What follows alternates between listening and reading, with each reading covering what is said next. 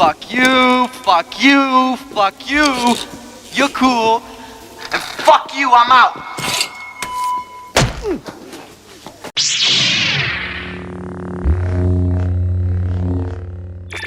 What's going on, everybody? Welcome to Brick Hive. Thank you for joining me. So I just want to say a couple things before I even get into it. One, I'm going to be cursing a lot in this video. I know I put a warning out, but just want to put it out there just in case. Two, I'm going to be spoiling the shit out of the show, possibly some other Disney Star Wars shows as well. So if you haven't seen them, don't want to be spoiled, I don't suggest you watch this. Just come back later after you watch it. Three, these are just my opinions. Take it with a grain of salt. All right, I just want to start off by saying that when it comes to Disney Star Wars, the buck stops with Kathleen Kennedy.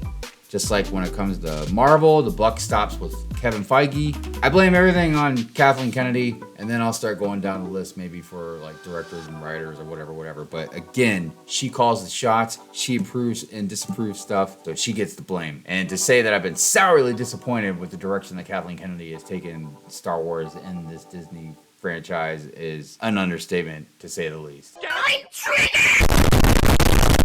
So there were a lot of nice things about the show that I did like, but unfortunately a lot of those things that I did like, even those things had flaws. Fuck. Let's start with some characters. Baylan and Shin, exceptional new characters, definitely mysterious. Rey's presence as Baylan was undeniably felt in every single scene. I mean, the man just commanded presence, and his acting chops was by far awesome. Unfortunately, he was just underused, you know? I mean, there was so much wasted potential with him. But for everything that he did do was quite awesome. I mean, really, I felt like the guy didn't even really need to say much of anything. Shin was really awesome. I felt like, again, wasted potential. She didn't talk enough, not enough dialogue. She definitely had the acting chops, you could tell. But, you know, with them too, it's just like we never find out anything at all, let alone anything essential. But anything at all that would help with a character arc, motivation. I mean, I understand Baylan talks about like Power. Such as you'd never dream. you know, we don't really understand what Shin truly wants. I just figured she was an apprentice following Baylan's lead. Morgan Elsbeth was a fantastic character, and I enjoyed her on-screen presence very much. Fighting with the sword was mesmerizing to watch. She is actually trained in martial arts and sword fighting in real life, which would explain why she was so fast. With the exception of Anakin, she was definitely the coolest looking fighter in the show. You could tell she knew what she was doing. I mean, dude, she was way faster than Ahsoka. You know, however, I felt, again, she was wasted as well. It seemed like there was a character arc in there trying to come out. I just felt like the sacrifice that she made was just not good. Everything that she went through in the series to get to Thrawn, to do everything, and then, yeah, after Thrawn's complete incompetence, you know, then he asks her to stay behind and, you know, fight by herself.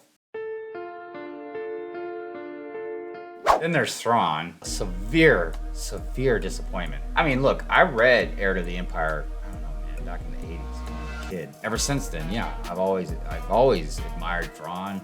Very cool character, very threatening, done very well in Rebels. But in this show, I was just surprised at how little commanding presence Thrawn had. I mean, look, I can get past the big beard guy. I laughed about it, but whatever, I can get past that. It's not essential to the story. But he is the worst tactician I've ever seen in this show. I mean, let's take it from the top. He never killed or even caught Ezra. So if you've watched Rebels, or if you remember the scene with Ezra and Thrawn, you know, the last scene that he was in, yeah, you wonder, like, how did they end up like this in the show? So yeah, he never kills or catches Ezra. He lets Sabine go, gives her weapons back, and points her in the direction to where Ezra may or may not be. See, the thing that's confusing is he tells Morgan, like, you know, it doesn't matter if they get left behind on this planet or something to that nature. I'm paraphrasing, but he seemed like he just didn't care. Like, he was just gonna leave Sabine and Ezra just on the planet, I guess. You know, okay, that's fine. I guess if you weren't gonna capture or whatever, or capture him, just leave him stranded, whatever. But then he sends Baylan and Shin to go kill them. What the hell is even that? You just had Sabine in front of you.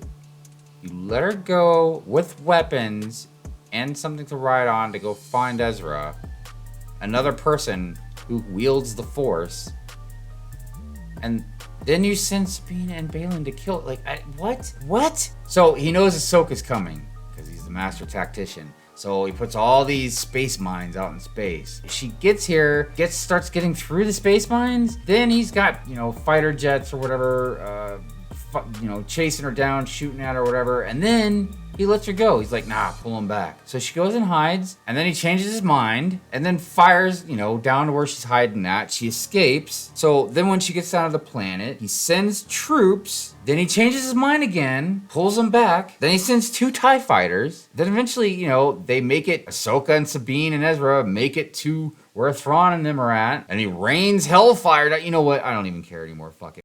My big thing with Thrawn is just, I already knew, again, from reading stuff, comics, books, Rebels, all that stuff. I already knew what Thrawn was like. But, the way Ahsoka, Hera, everyone talks about Thrawn, you'd figure, like, when he came through, it was just raining apocalypse.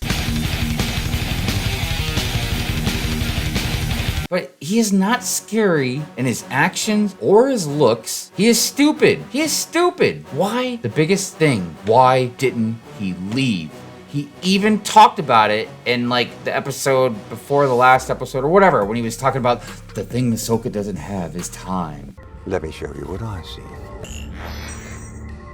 With our enemy distracted, the cargo transfer is now almost complete, which means we shall soon leave this forsaken place. Time is very much on our side now. A bullshit? A bullshit? A bullshit. They're almost loaded up, and then in the next episode, Morgan says, we're ready to go. Okay. And he's still fucking with Ahsoka and Sabine and all them. What are you doing? Leave! It's just laughable. Hera as a general, I feel like she has emphasized that so goddamn much that I can't think of any other characteristic about her. I'm a general. Nothing's classified to me.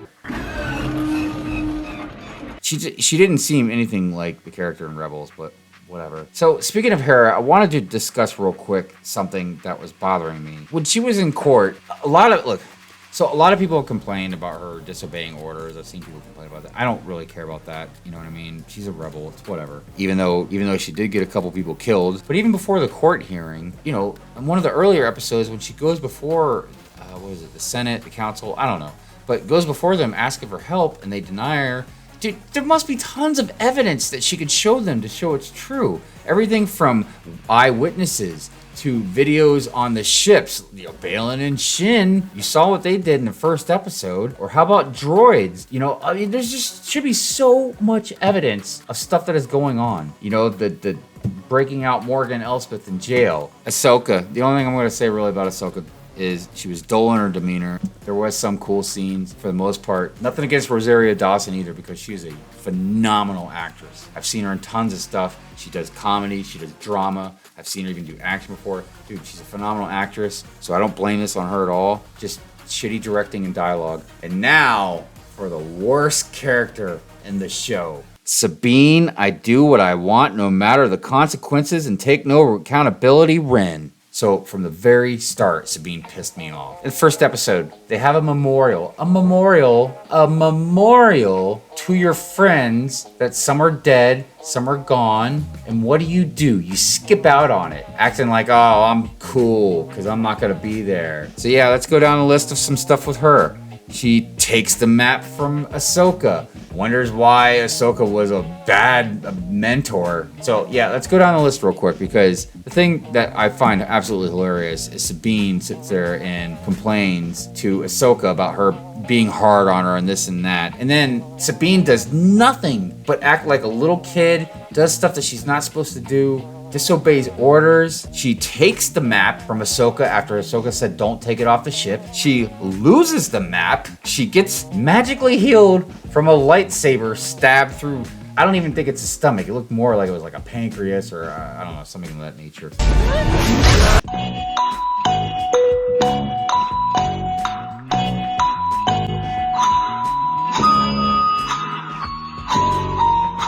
Being a shitty apprentice. That's another bad trait about her. She takes the map again. And instead of destroying the map, what does she do? She gives the map to the enemy.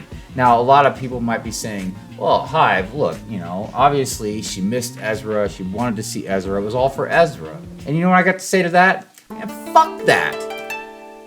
I get it. I get the feelings. I get the want, the need, whatever the case may be. But you're talking about the greater good. They keep talking about the apocalypse coming with Thrawn and this and that. So her giving the map to the enemy really also made me think about something. And I really feel like it's kind of important. So Ahsoka is training her to be a Jedi. I'm not 100% sure. I mean, she mentions Jedi multiple times throughout the series. You know, like that's what she's kind of training her to do. But one of the biggest things about the Jedi, controversial, but one of the biggest things is there's a reason why they take these Force users when they're basically babies almost, very young children. The reason for that is attachment. We saw what happened with Anakin, you know, with his mother, and then of course with Padme. Now there's all kinds of other factors that were involved. It seemed like almost everybody was just trying to use Anakin for their own selfish reasons. Nonetheless, we saw what happened because of attachments. I think the reason that Luke got past it is even though he had friends, his attachments were, you know, Uncle Owen and Aunt Beru. They had died before he even really got into training as a Jedi and this and that. So I think that's why he got away with it. But my thing is, almost every bad thing that has happened in this series, especially the big bad things that have moved this weak plot forward, is because of Sabine, because of her selfish actions. And the other thing that drives me nuts is, for how long was Ahsoka talking about how bad it is for Thrawn to get loose? That was the whole point of the show. That's why Ahsoka got the map, was to keep it away from them so Thrawn couldn't get loose. And all the stuff that Sabine did. And then at the end, last episode, Ahsoka's just chill with her. Like, hey, it's okay. It's okay. I made mistakes too. Like, what? Are you kidding me? And also, what is up with, they pushed the Force so hard onto Sabine like a drug dealer to a crackhead. Man, when I saw Sabine blocking blaster lasers with her lightsaber, I was like, hold up, wait a minute, something ain't right. The characterization in the show is zero. No arcs, nothing. There are tons of payoffs with no setup. Different plot points are just flat out confusing. If you haven't watched Clone Wars, and especially Rebels, there's just tons of stuff you're just not really going to understand. Tons of characters you're not going to understand any backstory of. Tons of situations that you just have never heard of. The writing is flat, spaced way too far out, and boring. Very tired dialogue. So for me, despite all the things that I've been bitching about, the thing that I hate the most is just the wasted potential on this show. Look, I'm wearing an Ahsoka hat. I got a Clone Wars shirt on. Clearly, you can see I'm a Star Wars fan. I love Star Wars. Again, you know, there's things that are great about the show, but it's just executed so horribly. The writing sucks, man. Think about this. The dream sequence, world between worlds, whatever the fuck it was that Ahsoka had with Anakin, which, by the way, Anakin was absolutely magnificent. I ain't got really any complaints about Anakin. I didn't even mind the de-aging. It didn't look that horrible to me. I mean, maybe it could have been better, but I don't even care. But man, good on Anakin. Good on Hayden Christensen, man. Walked in, spinning that lightsaber around. His acting was phenomenal. The writing was good. There's a lot of stuff that didn't really make any sense. And again, if you haven't watched a lot of these things, you wouldn't have understood what the hell was going on. But Anakin was great. I will say that it's kind of crazy that Anakin is all over Ahsoka, but we didn't ever get to see him go to Luke, Leia, you know, his fucking kids. Especially like Luke almost gonna kill his nephew. Really, Anakin couldn't have stepped in? Anyways, but yeah, okay, so that whole sequence, which was phenomenal, by the way. No matter what I say about the show, man, that whole sequence was phenomenal. It was great to see all that in live action. Rex, and then the attack on Mandalore. But okay, imagine if earlier episodes they had set up Ahsoka talking to whoever, you know, the droid, Sabine, Hera, you know, about, let's just take a couple examples. How about like trauma from the Clone Wars, which would maybe explain why Anakin was talking about leadership and sacrifice and, you know, in war. But, you know, maybe before we did set up, she was having nightmares. It was on her mind. It was bothering her. Or how about the conflict that she had with the Jedi? And maybe there's still a lot of things that, you know, she's trying to work out, especially if she's training Sabine to be a Jedi.